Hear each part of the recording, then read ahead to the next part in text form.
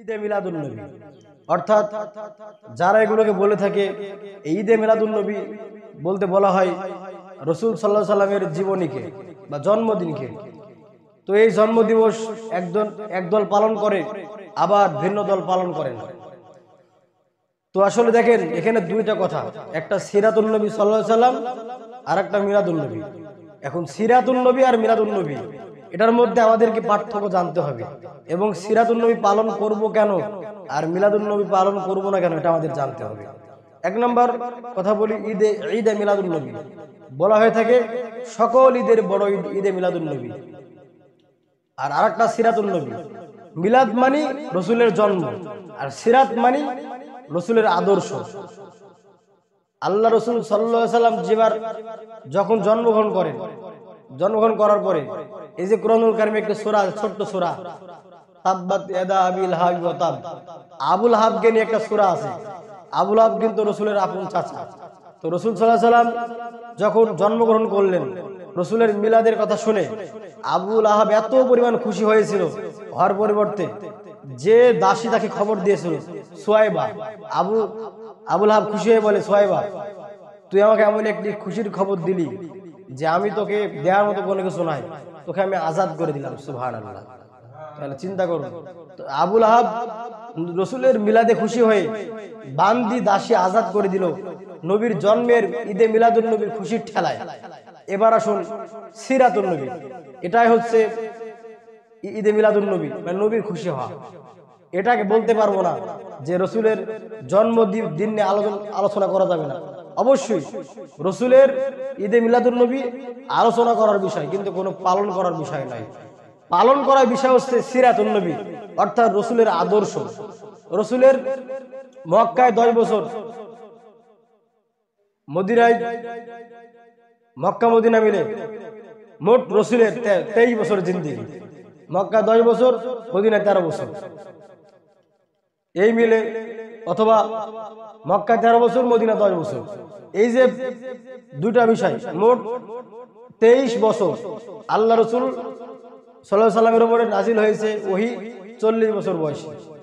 উনি মারা গেছেন কয় বছর বয়সে? 63 বছর বয়সে ইন্তেকাল করেছেন। তো নবুয়ত থেকে নিয়ে শুরু করে এই লাস্টের এই 23 বছরকে বলা হয় সিরাতুন নবী। আর রসুলের জন্মকে শুধুমাত্র বলা হয় ঈদে মিলাদুন নবী। তো আবুল লাহাব রসুলের মিলাদে খুশি হয়ে তার নিজের দাসীকে আজাদ করে দিলেন। এবার আসুন, এই রসুল যখন তার মিলাদের দাওয়াতে খুশি হয়ে, মিলাদের খবর খুশি হয়ে বান্দি আজাদ করে দিল, এই আবুল লাহাবকে যখন আল্লাহ রসুল যখন কুরআনুল কারীম পেলেন, আল্লাহ যখন আয়াত নাযিল করলেন, কালেমার দাওয়াত রসুল আবুল লাহাবকে দিলেন, তখন আবুল লাহাব বলল, একটা পাহাড়ের কাছে আবুল লাহাব ছিল।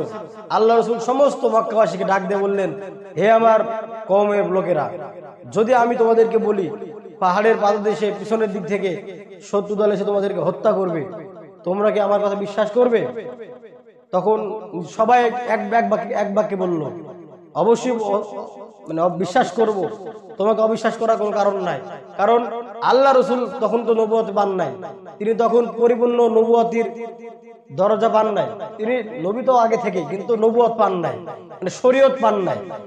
তখন থেকে মক্কার বড় বড় কাফেররা, রসুলের চরম দুশমন যারা হয়েছিল এই কুরআনুল কারীম নাজিল করার পরে, শরীয়ত আসার পরে, তারাই রসুলকে আল আমিন বলে উপাধি দিয়েছিল। তার কারণ আমার রসুলের চরিত্র এমন ফুলের মতো পবিত্র যে মক্কার ইহুদি বেঈমান নাস্তিক কাফেররা, রসুল এমন আমানতদার ছিলেন আল্লাহ রসুলের কাছে, কাফেররা পর্যন্ত তাদের ধন সম্পদ আমানত রেখে আবার যেমন দিয়েছেন তেমনই ফেরত পেয়েছেন। সুবহানাল্লাহ। আর আজকে আমাদের সমাজের মধ্যে আমাদের চরিত্র এত খারাপ, আমরা ভাই হয়ে নিজের ভাইয়ের হক নষ্ট করি, আমরা ভাই হয়ে বোনের হক নষ্ট করি, এমন হাজারো প্রমাণ রয়েছে। তো আল্লাহ রসুল যখন এই কথা বললেন, আবুল লাহাব সকলে বলল, অবশ্যই আমরা বিশ্বাস করব, কারণ তোমার 63 বছর জিন্দেগিতে বা তোমার এই দীর্ঘ জীবনে, তোমার জীবন থেকে আমরা কোনো মিথ্যার স্পট পাই না। রসুল বললেন, চাচা আমি বললে আপনারা বিশ্বাস করে দিবেন শত্রুর কথা। চাচা আমি আপনাদেরকে খবর দিচ্ছি, আমি একজন আল্লাহর নবী। আল্লাহ রাব্বুল আলামিন আমাকে নবী হিসেবে প্রেরণ করেছেন। সুতরাং এই জীবনটা কিন্তু জীবন না, পরকালে আবার জীবন আছে, হিসাব আছে। যদি দুনিয়াতে আমি রসুলকে আদর্শ না মেনে চলেন, আমি রসুলের তাহাজ্জুদের গলা মালায় না লাগান, আমি রসুলের আদর্শ যদি আপনারা পালন না করেন, নামাজ না পড়েন, আল্লাহর প্রতি ঈমান না নিয়ে যদি আপনারা কবরে যান, তাহলে আপনাদেরকে জাহান্নামে যেতে হবে। তখন আবুল আহাব সবাই রেগে গেল। তখন তারা বলল, আলী হাজা জামাআতানা, তুমি কি আমাদেরকে এজন্যই ডেকেছো? এরপরে যখন রসুল আবার দাওয়াত দিলেন, তখন এক পর্যায়ে আবুল আহাব রাগান্বিত হয়ে বললেন, লাহাব মানে তো অগ্নিশিখা, আর আবুল আহাবের চেহারা ছিল অগ্নির মতো। রেগে যাওয়ার পরে আবুল আহাব রসুলের জন্য বদদুয়া করলেন, তাব্বাত ইয়াদা মুহাম্মদ, মুহাম্মদ ধ্বংস হয়ে যান, আউযুবিল্লাহ। সঙ্গে সঙ্গে আবার নবীজির মনটা খারাপ হয়ে গেল, রসুল চলে গেলেন। এই কথা বললেন, বলার পরে এই কথাটা আমার আল্লাহ রাব্বুল আলামিন সহ্য হয় নাই। আল্লাহ রাব্বুল আলামিন সঙ্গে সঙ্গে জিবরাইলকে আয়াত দিয়ে বলেন, জিবরাইল তাড়াতাড়ি আয়াত নাযিল করে দাও, তাব্বাত ইয়াদা আবি লাহাবি ওয়া তাব, আমার নবী মুহাম্মদ ধ্বংস হবে না, আবুল আহাব ধ্বংস হবে, আবুল আহাবের দোনো হাত ধ্বংস হবে। তাব্বাত ইয়াদা আবি লাহাবি ওয়া তাব মা আগনা আনহু মালুহু ওয়া মা কাসাব, সে তার ধন সম্পদ কোনো কিছু তাকে বাঁচাতে পারবে না। তার স্ত্রী উম্মে জামিলা ধ্বংস হোক, তার দুনিয়া দোনো হাত ধ্বংস হোক, অর্থাৎ আখিরাত আর দুনিয়া। কারণ কি বলেন তো, এই আবুল আহাব কিন্তু রসুলের মিলাদে খুশি হয়ে তার বান্দিকে আজাদ করে দিয়েছিল। এই আবুল আহাবের কাছে যখন রসুলের সিরাত নিয়ে, আদর্শ নিয়ে যখন দাওয়াত দেওয়া হলো, তখন রসুলকে সে বদদুয়া করলো, তিরস্কার করলো, রসুলকে মারার জন্য কাফেররা হয়ে গেল। আজকে যারা সমাজের মধ্যে, আমি আগেই বলেছি, ঈদে মিলাদুন্নবী পালন করা যাবে না। ঈদে মিলাদুন্নবী একটা আলোচনার বিষয়, আর পালন করার যে বিষয়টা, এটা হচ্ছে রসুলের 40 বছরের নবুয়াতের পর থেকে শুরু করে এই মক্কায় 13 বছর, মদিনায় 10 বছর, এই 23 বছরের জিন্দেগি, এটাকে বলা হয় সিরাতুন্নবী সাল্লাল্লাহু আলাইহি সাল্লাম। এই 23 বছর জিন্দেগি, এটাই অনেকের জীবনে নাই। আজকে যারা ঈদে মিলাদুন্নবী পালন করে, বিশেষ করে বিভিন্ন মাজার পূজারী, বিভিন্ন ভণ্ড, বিভিন্ন বেদাতীরা, নামাজের খবর নাই, রোজার খবর নাই, পর্দার খবর নাই, ইসলাম মানার খবর নাই, নারী পুরুষ এক জায়গায় মাজারে বসে গান টানে, কলকি টানে, কার বোর সাথে কে থাকে, কার সাথে কার অবৈধ সম্পর্ক কোনো ঠিক নাই, এগুলো আমার নিজের চোখে দেখা। এই সমস্ত ভণ্ড গাঁজাখোর গুলো যদি বলে যে ঈদে মিলাদুন্নবী পালন করতে হবে, এগুলো বড় হাস্যকর কথা বলেন, ঠিক না বেটি? এগুলো বড় হাস্যকর দেখায়। কারণ ঈদে মিলাদুন্নবী তো তার জন্যই যে সিরাতুন্নবী মানে, আল্লাহ রসুলের আদর্শ যে মানে, সেই বলতে পারে যে আমি ঈদে মিলাদুন্নবী পালন করার হকদার।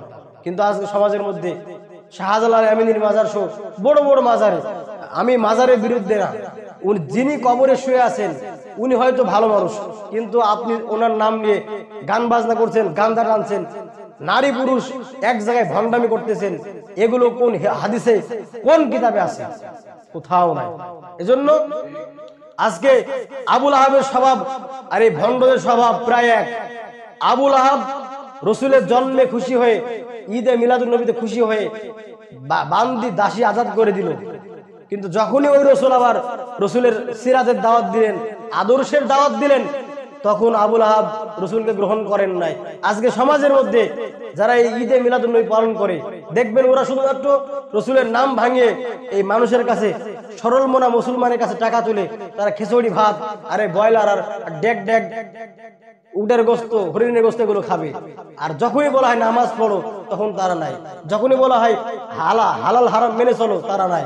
রোজার দিকে তারা নাই, দিন কায়েমের দিকে তারা নাই। আবার এরা বড় বড় স্লোগান দেয়, আমরা দেশের মধ্যে বিপ্লব করব, ইসলাম কায়েম করব। আরে মিয়া, তোমার 3.5 হাত বডির মধ্যে তো ইসলাম নাই, তুমি দেশের মধ্যে ইসলাম প্রতিষ্ঠা করবা কসু? এগুলো বলে আর সাধারণ মানুষকে বলে লাভ নাই, জনগণকে বলে লাভ নাই। পাবলিক আর এগুলো খায় না। জনগণ এখন জানে কারা ভণ্ড কারা আহলিয়াত, কথা বলেন, ঠিক না বেটি? এজন্য ঈদে মিলাদুন্নবী তারাই আমরা পালন করতে পারি।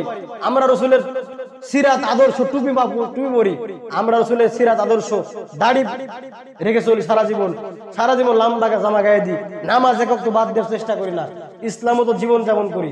আমরা বলতে পারি যে ঈদে মিলাদুন্নবী বলে কিছু আছে, আমরা আলোচনা করতে পারি। আর যে সমস্ত ভণ্ড গাঁজাখোর, যাদের কোনো আমলের ঠিক নাই, 7 বেলা গান্দা টানে, এখানে চুলে জট, এখানে জট, এখানে জট, বগলে বাবা কি বড় লোম, বললাম এরম চুল, যদি বগলে এমন বড় লোম থাকে, জীবনে গোসল করেন না, নামাজ পড়ে না, এ বলে আশেকে রাসূল।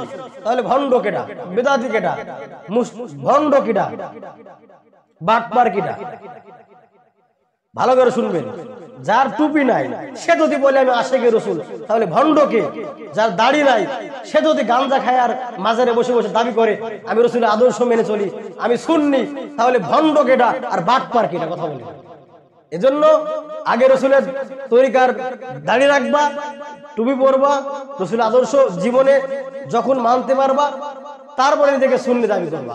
যারা সুন্নত মানে এদের কোনো নামগন্ধ নাই, আর যারা ভণ্ড 24 ঘন্টা গাঁজা টানে, নামাজের খবর নাই, রোজার খবর নাই, পর্দার খবর নাই, ইসলাম বিরোধী কোরআন বিরোধী কাজ কাম করে, এগুলো বলে আল্লাহ বলে, তাহলে ভণ্ড কেডা, শয়তান কেডা? আসলে কোনোদিন শয়তান তো দেখি নাই। এই শয়তান দেখতে হলে বিভিন্ন মাজারে দেখবেন এইরকম বড় বড় জট, গাঞ্জার পট, এখানে বগলে দেখবেন লোমের গাদা এখানে। তাহলে এখানে যদি এই অবস্থা হয়, তাহলে বাদ বাকি নিচে কি অবস্থা আল্লাহ জানে। এজন্য এই সমস্ত ভণ্ড থেকে সাবধান মুসলমান। আজকে আমাদের মুসলমান, সাধারণ সরল মনা মুসলমান, এরা মনে করে যে এই ল্যাংটা হয়ে পড়ে আছে, সব বেরিয়ে আছে, নামাজ কালাম নাই, এ মনে হয় আল্লাহর। আরে আল্লাহর যদি ওই হবে তাহলে ওর কথা হাদিসে নাই কেন? ও তো গাঞ্জা খায়, গাঞ্জা খাওয়া তো স্পষ্ট হারাম। এজন্য সিরাতুন নবী পালন করার বিষয়, যার মধ্যে রাসূলের সুন্নত নাই, সিরাত নাই, মিলাদুন নবী নিয়ে তার কথা বলার অধিকার নাই।